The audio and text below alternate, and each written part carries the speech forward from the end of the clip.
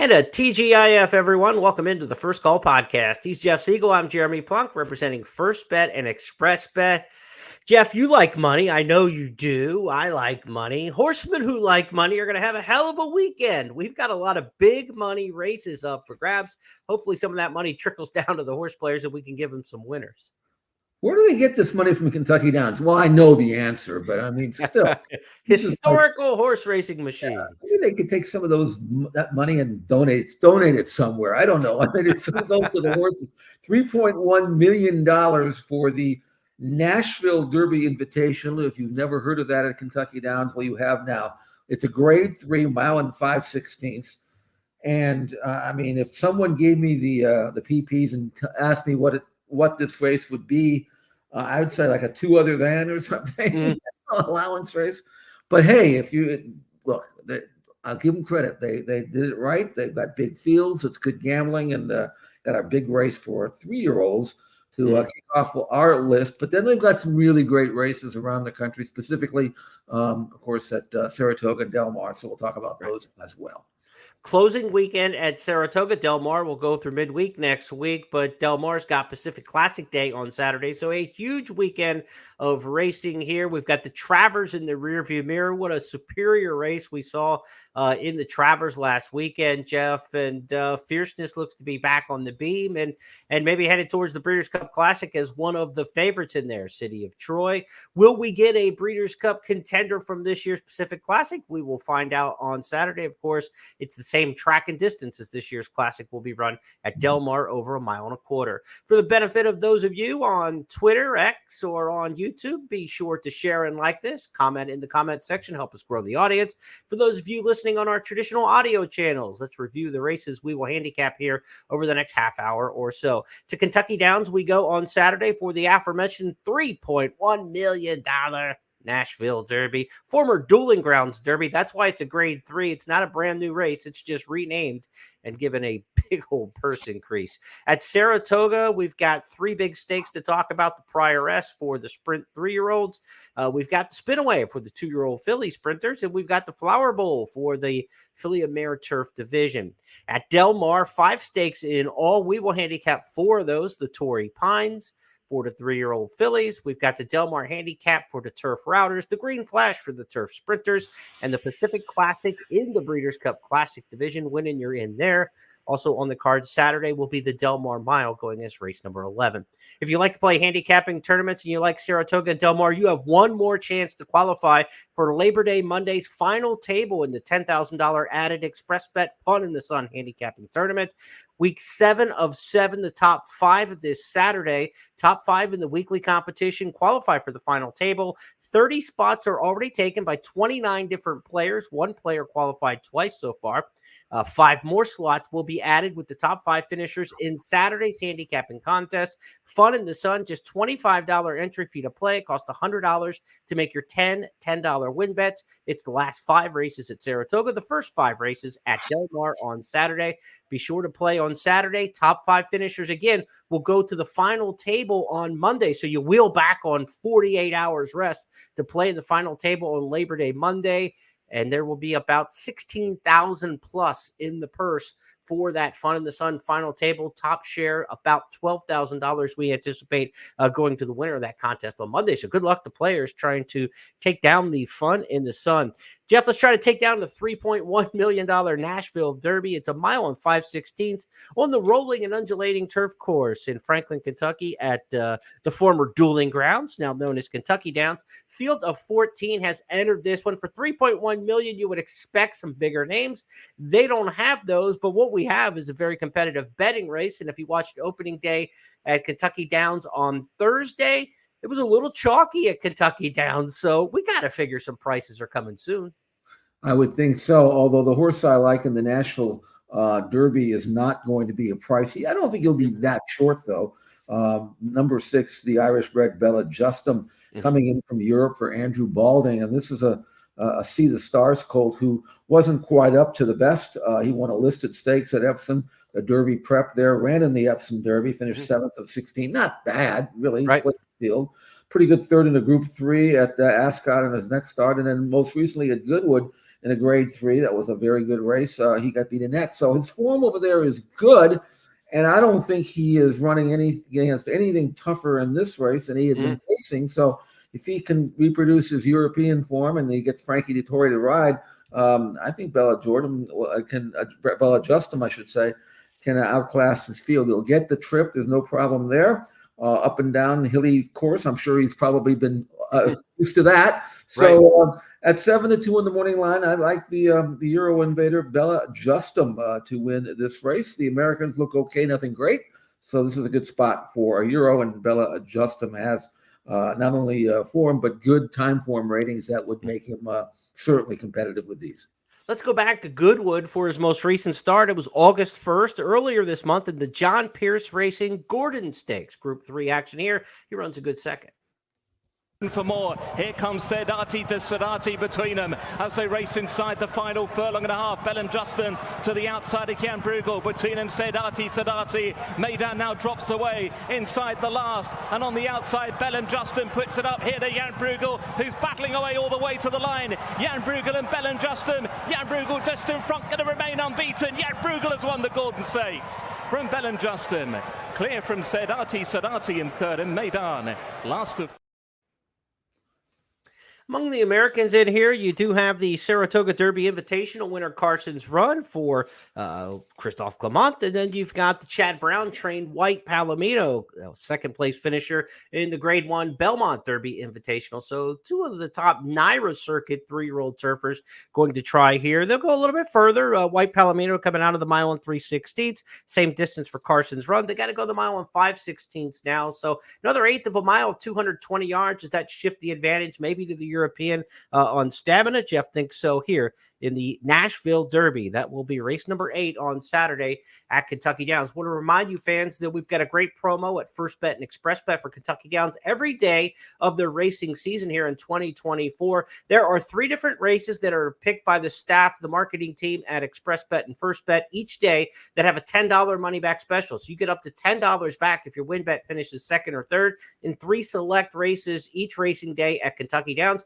Be sure to check on the First Bet app under the promo tab at the bottom, or on the First Bet and Express Bet promo pages on the desktop versions to find out which races each day are part of that $10 money back special for Kentucky Downs. Let's go to Saratoga one last time on our podcast for the summer. Saratoga's racing season wraps up on Labor Day Monday, but not before 3 stakes races are offered on the Saturday card. The Prior Rest comes up in race number 10. That'll be our first. Then we'll look at the Spinaway and the Flower Bowl. Jeff, let's start with the Prior Rest. These are 3-year-old fillies, 6 furlong sprinters here. We may get somebody towards the Breeders' Cup filly and mare sprint, but this is more of a who's getting good now situation, I think, with your pick in Too Sharp.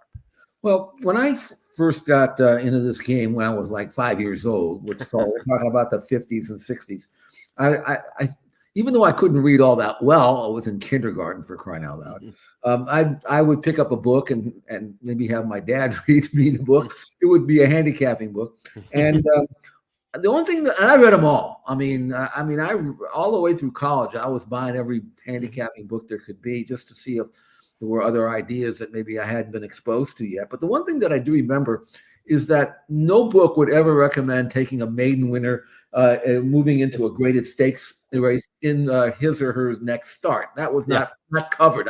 Must have missed that. Not in those days. Yes. No, not in those days. But of course, those days were pre-speed figures. There were no Thorograph or Ragusan. There were no Byron numbers. There were people who would make their own numbers if you could do that, which was not easy. If you read the Ray Talbot book, you probably got exposed to it a little bit. The point I'm trying to make is that a horse like Too Sharp, coming off a maiden win, would not be favored in this race if this race was 1962. But having earned a 98 Byron number in her 11-length romp, which towers over this field, she is going from a maiden race to a stakes race in New York, and she is the 7-5 morning line favorite. Now you want to ask, all right, is this a good gamble or not? I mean, and looking at this race, she's outside, which gives her an edge because she doesn't have to be rushed off her feet. She can kind of ease into it, if maybe pop the gate and get in front. The pace situation here doesn't look terribly intense. I think she might make the lead by, without even having to try. So 7-5 in the morning line, and she'll probably go lower, and she'll probably win. But I'm curious to see how good she is, daughter of Twirling Candy, whether or not she could, move right into the upper echelon of her division in just 2 races, which would be the maiden race and a win here. I think she will win. I don't know if there's much of a gamble, but Too Sharp looks very, very tough to beat.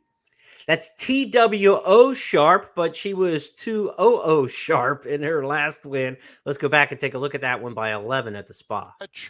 Too Sharp, still traveling kindly, has a 3-length lead, lets it out a notch, make it 4, make it 5. Center of the track, Lady Pink storms into second, but is well behind Too Sharp. Too Sharp, well named, trouncing the competition. This is an absolutely devastating win. Too Sharp and Junior Alvarado by as many as they wanted. Lady Pink was over 6.5 furlongs. You don't see a win wrapped up like that in route races. You see when a field gets spread eagle, but not usually in a 6.5 furlong sprint at Saratoga. Jeff, what do we make of Bright Work in the prior rest? This is a pretty good spot for the comeback race. Hasn't run since last year. This was one of the best 2-year-olds early in the season last year. Was she just a fast developer or just a sprinter or maybe some of both? Obviously, the wheels came off as she tried to go long in the Alcibiades and the Breeders' Cup Juvenile Fillies. And then trainer John Ortiz had to lay her up, and she hasn't run again since the Breeders' Cup. Maybe you'd like to get an allowance race out of a horse like this if she's eligible for something, an easier spot. But the way this race turned up, this is kind of like a listed stakes in terms of the quality. It is a grade 3 on the past performances. Bright Work, a decent spot for the return, but what is she going to have as a 3-year-old? A lot of questions. A lot of questions. Wasn't she not entered and scratched? I seem to remember that.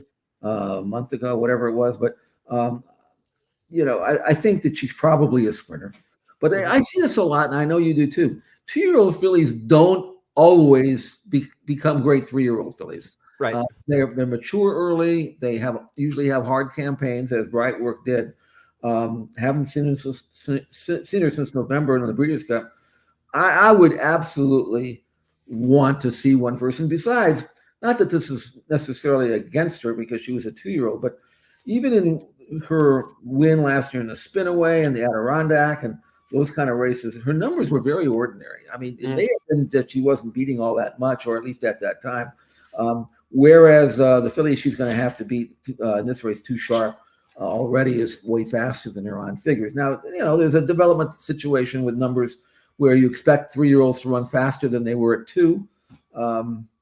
So I don't know. I certainly wouldn't want to gamble on her. She's 9-2 in the morning line. I think that's probably okay if you like her.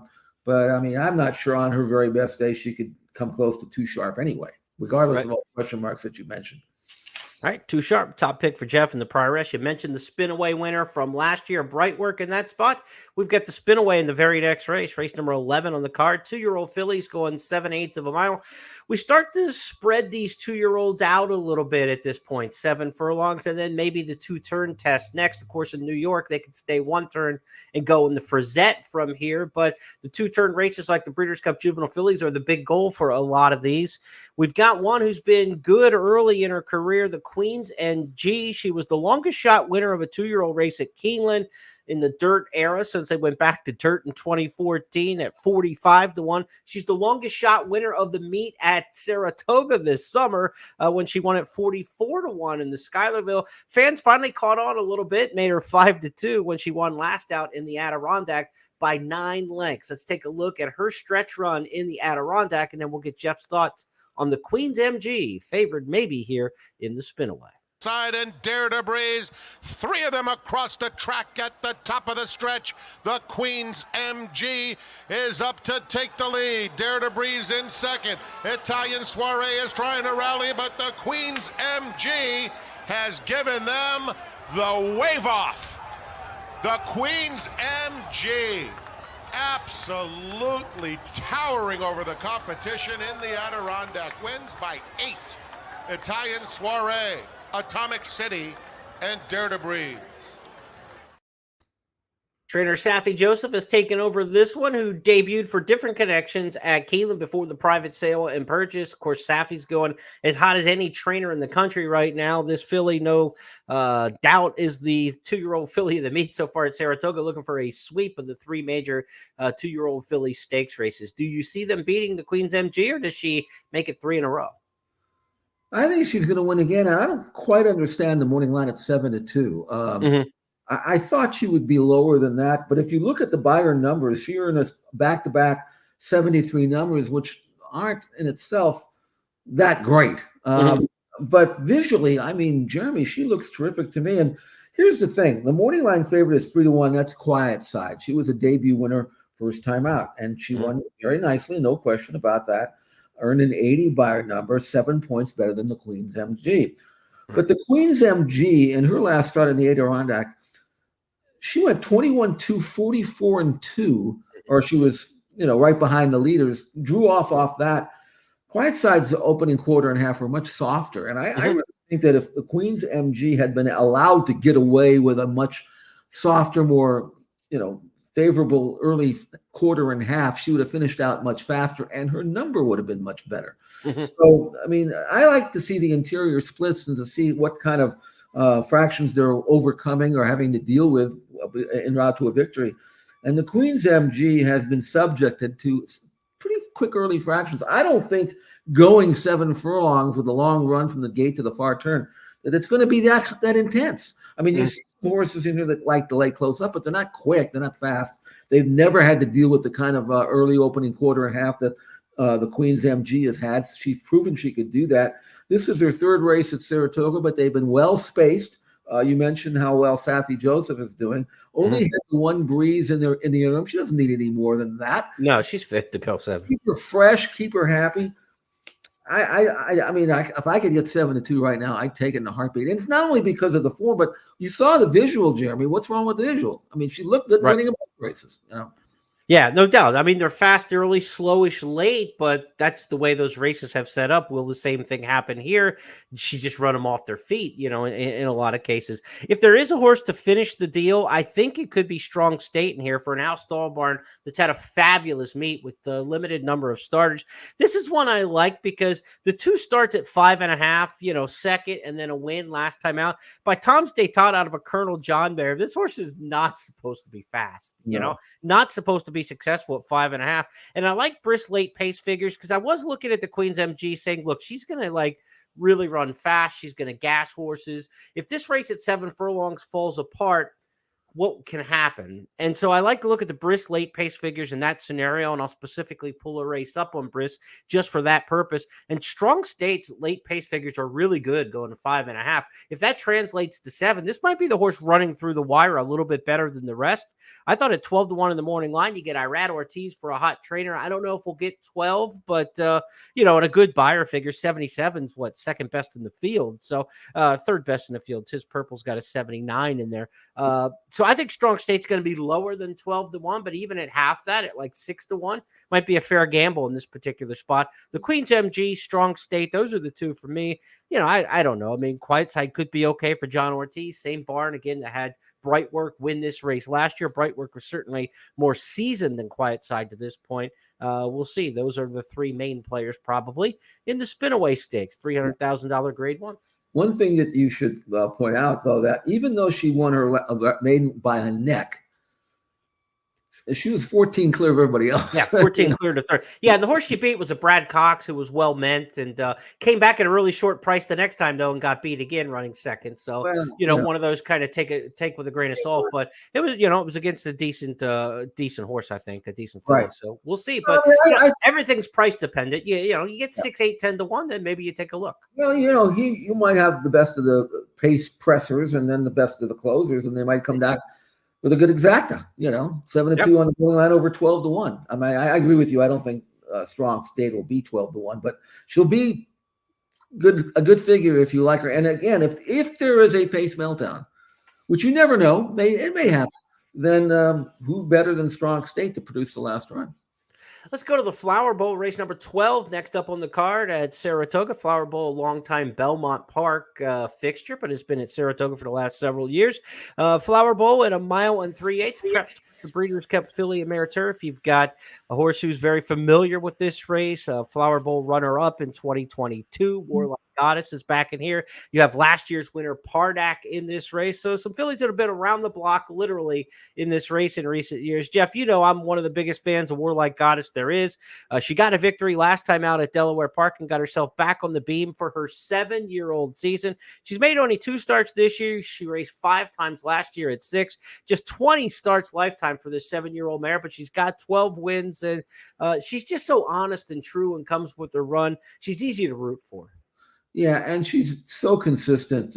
20 starts, 12 wins, 2 seconds, and 3/3. And especially at Saratoga, I mean, she's never been off the board in 6 starts with 3 wins. And she's back in winning form. And according to the Beyer number, the 99 Beyer number tells me that even at age 7, she's not that far removed from her best. So based on that one race, inside draw, she'll save ground. And then, of course, at 1 mile and 3/8, that's her trip 4 to 6 at 1 mile and 3/8. And 1.5 miles is even better. So I think Warlike Goddess, a true marathoner, back in winning form, fresh for this year, just 2 starts. There really isn't any reason why she won't beat this field. She's beaten better fields than this for sure.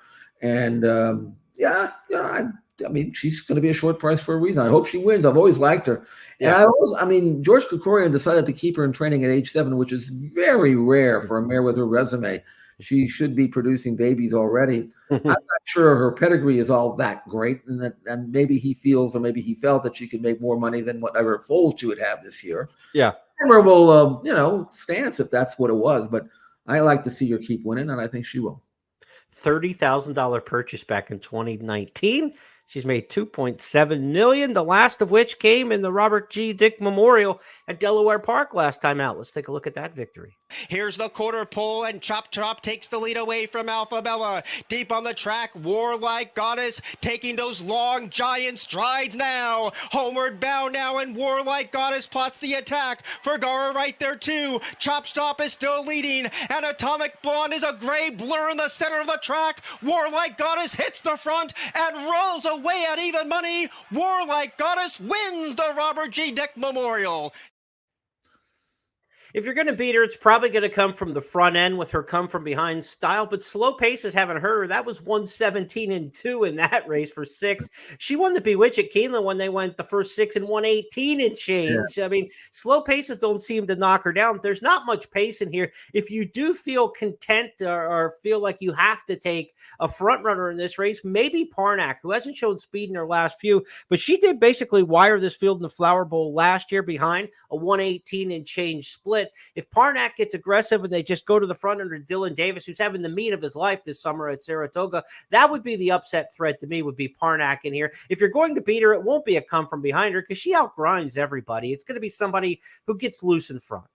Funny thing is, I'm watching the video of her last win. I'd seen it before, but there are 3 or 4 horses, mares battling for the lead in the final furlong. And the race is in doubt, right? Yeah. And all of a sudden, here comes Warlike Goddess, and she looks over and says, no. And it goes on by. Back of the line, please. Right? Yeah, that came to my head. She wasn't going to lose that race against those horses. That's a look at Saturday stakes action at Saratoga. Let's convene our thoughts on Del Mar next up, as Del Mar's Pacific Classic Day card includes 5 stakes races. We will handicap 4 of them. Race number 4 on the card. The Torrey Pines is first up with that. Grade 3. These are 3-year-old fillies going the 2-turn mile in here. Jeff Siegel, who do you like in race number 4 at Del Mar on Saturday? I think Hope Road's got a chance not only to be a really good filly this year, she already is, but she's not won or even placed in the stakes yet she's 4 to 5 on the morning line. But I think she's good. Bob Baffert took her over this year, broke her maiden by a pole, came back and won by the same margin. Numbers have risen dramatically, training well, and with a pedigree that would suggest that not only should she be better, or she should handle a distance around, she actually should be better over 2 turns by Quality Road at Up a Mare by Blame. She's 4 to 5 on the morning line, so I don't think there's much of a gamble here. The interesting horse to me, though, because I think Hope Road's going to win, and I think she'll be shorter than even money, is Desert Rhapsody. If you look at her form, Jeremy, tell me if you've ever seen this. She went from a 66 buyer number when she broke her maiden to an 89 buyer number in her next start, 23-point edge. And it's not like she was like 2 starts. I mean, she'd run before. I don't know what got into her or what they figured out, but this is not the same Desert Rhapsody that was finishing off the board in maiden races earlier this year. She won a maiden race, came back and destroyed an allowance field with an 89 buyer, which actually puts her right in the hunt. I don't know if I believe that number, but visually she was awesome. And I think she's clearly the second horse in the race. And I think she could give Hope Road a little bit of a run for her money. She's run without Lasix in the past, but that last race was with Lasix. Now she doesn't have it in her 2 big wins. She was 16-1 last time, Desert Rhapsody, when she ran off the screen for the second straight race. She doesn't know the gamblers anything. We'll see what kind of price we get on her on Saturday. But as you mentioned, Hope Road, the expected odds-on favorite. Let's take a look at her last victory at the meet at Del Mar. So Queen Lady starting to run on the far side, and behind that we have Class Crown. They're at the top of the lane now, and Hope Road the one to catch, but they're all lining up to take her on. But Hope Road finds more, and Hope Road now kicks away. Here comes Noki from far, far back, but looks like she's only running for second. Hope Road in a very, very good performance today. Hope Road and Juan Hernandez win it comfortably. Noki finished up second. Now, how good was that performance? Leading jockey Juan Hernandez rode her that day. He also rode Nothing Like You, winner of the Hollywood Starlet, winner of the Santa Anita Oaks, both for Bob Baffert. And it's now Kazushi Kimura on Nothing Like You, the horse who has the resume, but the horse who has the speed and the momentum right now at the meet. Hope Road stretching out off those 2 big 6-furlong sprint wins at Santa Anita and Del Mar in the last 2, lures Juan Hernandez. And to me, that's a tell in that particular situation. Well, he can ride just about anybody he wants out here, and there's no way he's jumping off Hope Road based on what we saw. And I always say, if a horse doesn't want to run long, they will first time. And Hope Road is running long for the first time, but she wants to run long. Yeah, about that. You can see last quarter and 24 flat in that race, and just breezing. So I would say this: I'm curious to see how well she runs in this race, and then what Bob decides to do afterwards. I think Graham's got he's got an opinion on that. So we'll ask him, or you can ask him when the show's over and then let me know what the dog said. Yeah, he's got a barking dog down the hall, so that's got his attention. Okay. All right. Here. Settle down, Graham. We got to talk about the Del Mar handicap. That's coming up next. It'll be race number 5. If you think that Hope Road's going to be too short of a price in race number 4 and you can't come up with an exact of any value, might be a good daily double race. You get back-to-back stakes in races 4 and 5. The 5th race on the card has a field of 8 entered in the Del Mar handicap, so might be a good daily double opportunity. Hope Road to a horse you like, the old one punch, as Dick Girardi likes to say. Find one you like in the Del Mar handicap and go for potential straight daily double. I said 8 were entered, but we know there will only be 7. There goes Harvard is in this race, cross-entered in the Pacific Classic, and will run in the ladder. So field of 7 for the Del Mar handicap. We've got some names you're familiar with these veteran distance turf horses in Southern California. You got Balnikoff, you got Dicey Mochara, you've got Rock Emperor, Gold Phoenix, and of course Masterpiece is now making the second start of the meet after coming here for the Eddie Reed earlier in the season. Jeff, amongst these veterans, it maybe isn't who's best, but who's best today, as they often take turns beating one another. Who do you like in the Del Mar handicap? A lot of these come out of the Eddie Reed, but that's a 1 1/8. And a 1 3/8 mini marathon type 3-turn race, different type of race whatsoever. I went back and watched the Eddie Reed just to see who's in form. You know what I mean? Just to see who's. Balnikoff, I thought, ran great in that race. He did not have a clear run. He was given too much to do. He had to angle out, and there was no room. And I think he's the kind of horse that will really appreciate a 1 3/8, even though he looks like a miler. I would use him if you're playing any kind of exotics. Number 1, Balnikoff. Then you've got Masterpiece, who didn't really get a clear run. I thought he ran better than the line will show when he was 4th in that race. Of course, he won this race a couple of years ago. So he's got a shot, switching to Juan Hernandez.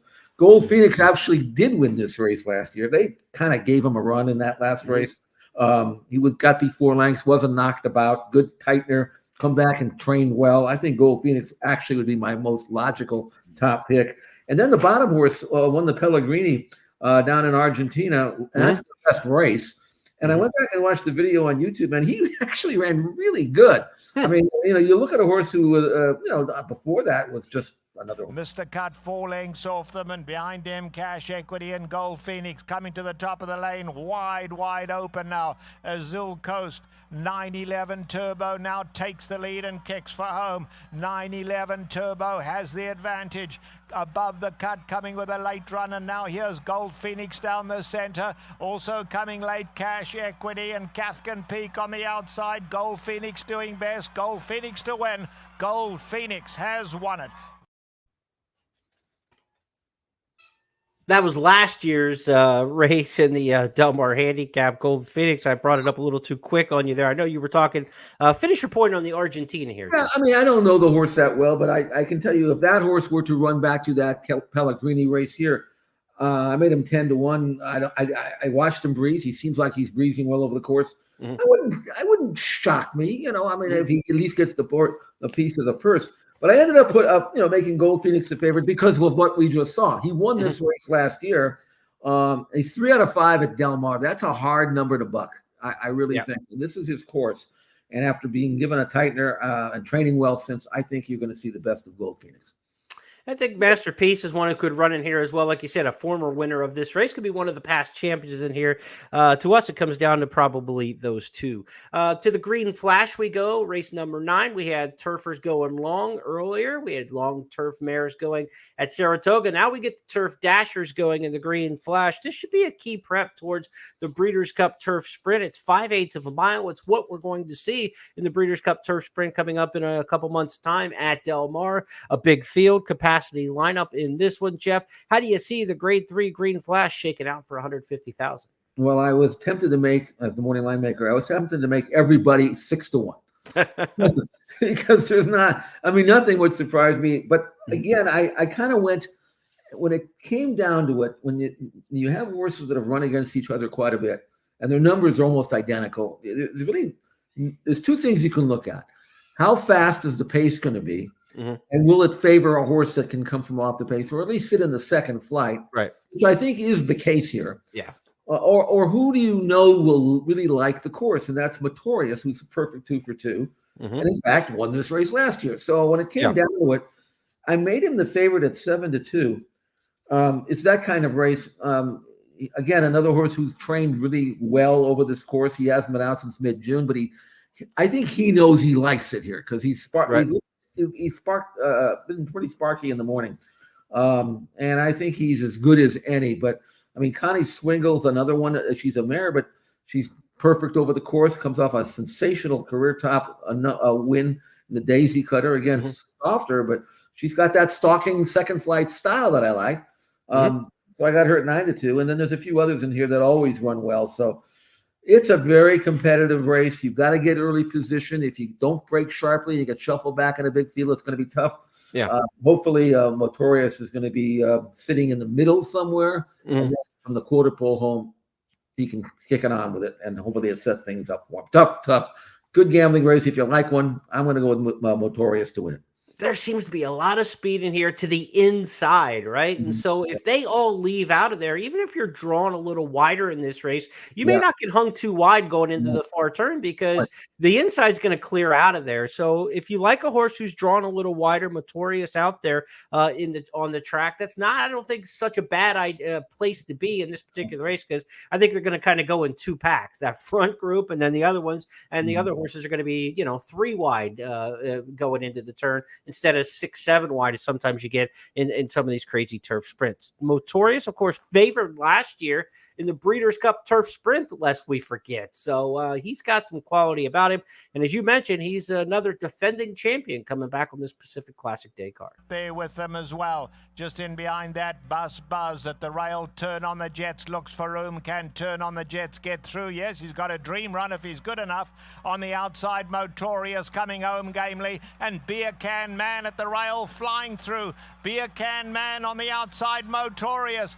Beer Can Man, Motorius. Motorius gets the lead. Late run from Cherubic Factor, but Motorius wins it well. Very close for second. That's Motorious, Jeff's top pick to win the Green Flash. Now, the main event of the weekend at Del Mar and of the racing season at Del Mar. It doesn't have main event headliners to this race, but the race itself, its history, and its place on the Del Mar stake schedule is undisputed. We talk about the field for this year's Pacific Classic now, and it's a field of 8 because the news of the day, reported by Steve Anderson of Daily Racing Form just before we went on to record our podcast. Adair Manor, the expected solid favorite in the Pacific Classic, the mare trying to topple the boys, has been scratched from tomorrow's race, or will be scratched from tomorrow's race officially tomorrow. Adair Manor tied up, as they say, kind of cramping after a workout yesterday, or training yesterday at Del Mar. Not a workout, but just after the regular training session, Jeff. So that's going to leave 8 in the field in here. There Goes Harvard was a late supplement for a $10,000 fee. That's looking like a smarter move when the favorite comes out.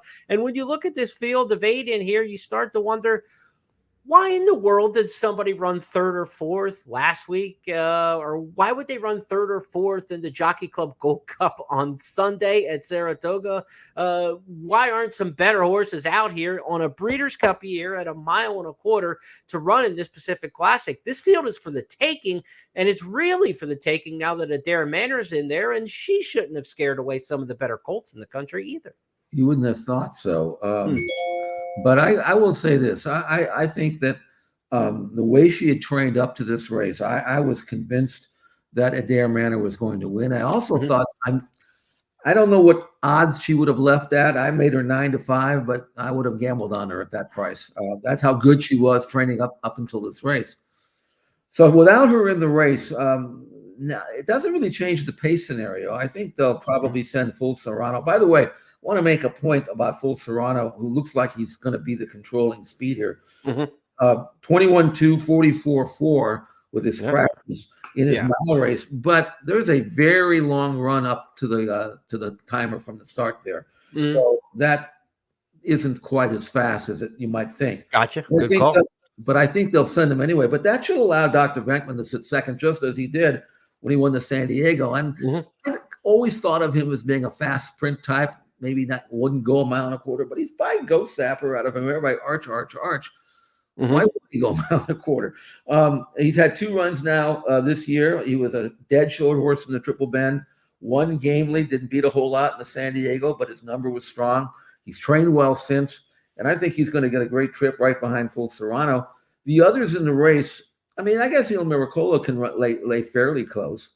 I'm not sure what to make of Reincarnate, although I've never really trusted him. I think Dr. Venkman has got a chance here for a red-hot trainer and Mark Glatt to get a great trip. And then over 1.25 miles distance at Del Mar, in which if you can't go to 1.25 miles, you can get it at Del Mar for whatever reason. Right. I remember you saying that earlier in the week. I know the stretch is short, but I mean, the track has been pro speed.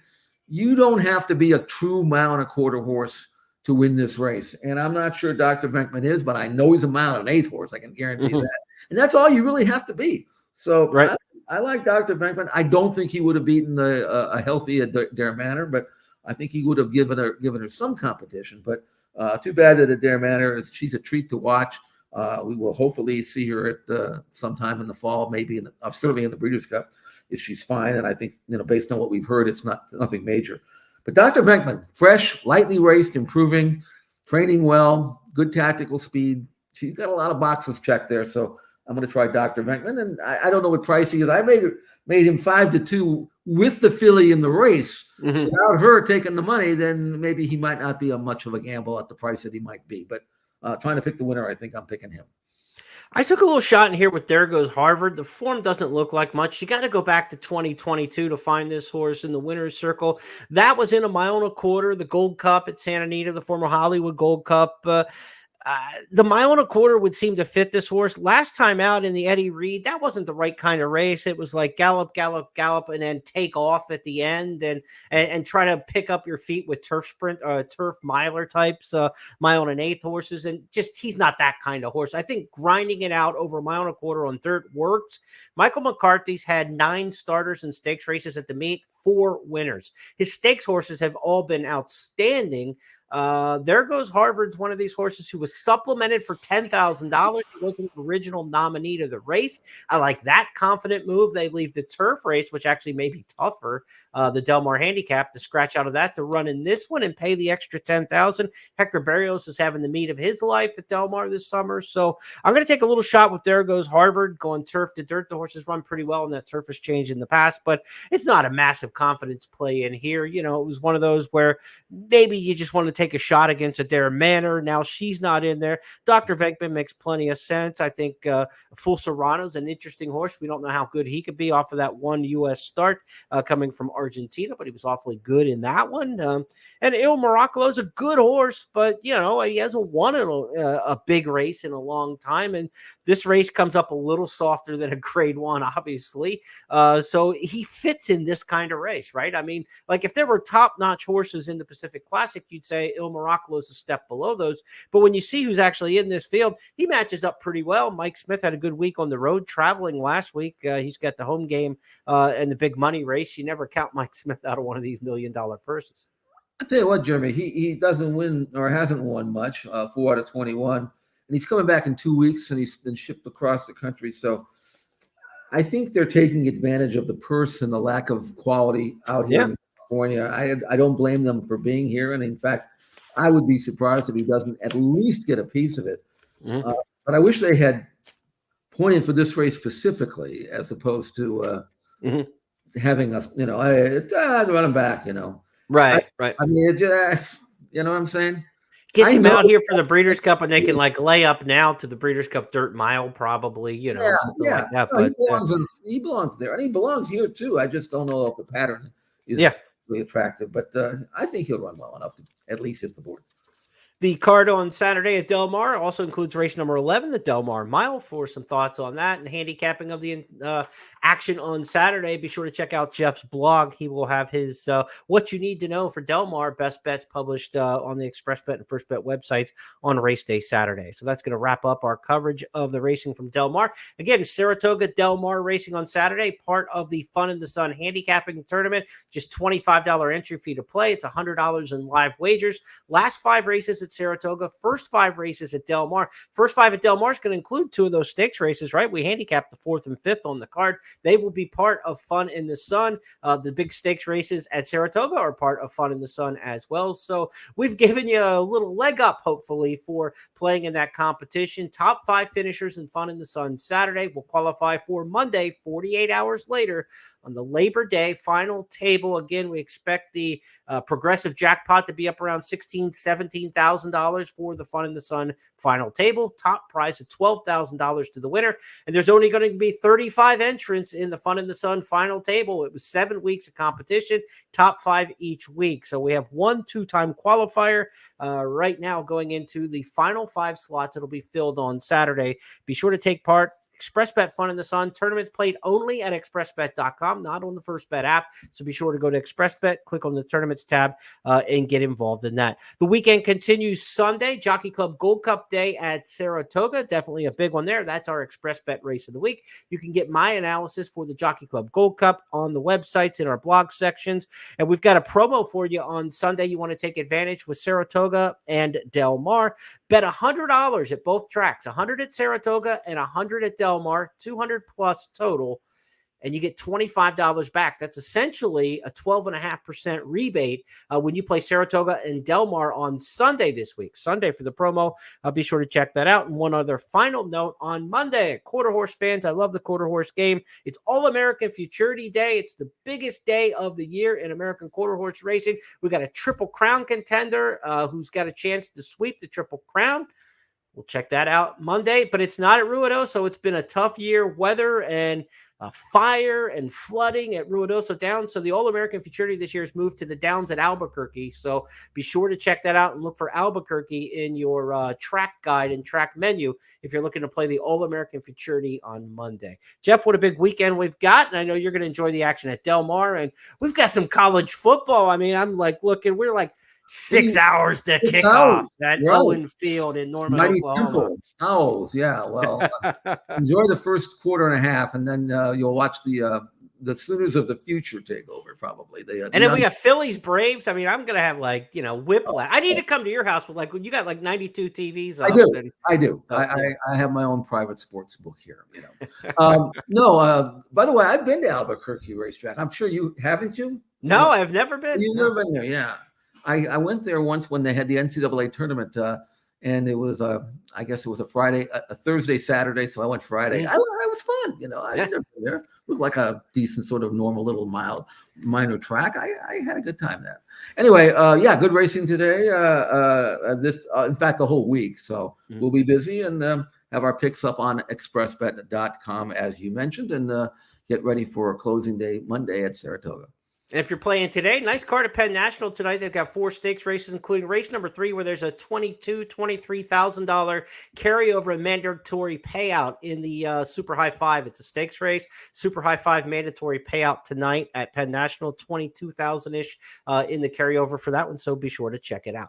That'll wrap up everything here on the First Call Podcast. Jeff and I will be back on Tuesday to recap a huge weekend. We'll be saying goodbye to Saratoga come Tuesday, closing day for Saratoga coming up this Monday on Labor Day. Good luck playing in fun in the sun this weekend, and we'll talk to you Tuesday.